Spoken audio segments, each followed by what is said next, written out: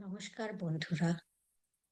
বড়দেরকে প্রণাম, ছোটদেরকে শুভেচ্ছা জানিয়ে আজকে আবৃত্তি করে শোনাবো লক্ষণ ভান্ডারীর সরস্বতী বন্দনা। মাঘ মাস, শুক্লপক্ষে, বসন্ত পঞ্চমী। বিদ্যা দেবী বিনা পানি, তোমারে প্রণামী। হংসযুক্ত রথ পরে চড়িয়া বিমানে আবির্ভূতা হন দেবী এই ধরাধামে।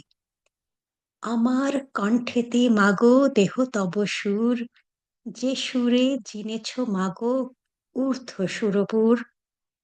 আমার মস্তকে দেহ চরণ কমল, লিখিতে পারি মা যেন কবিতা সকল।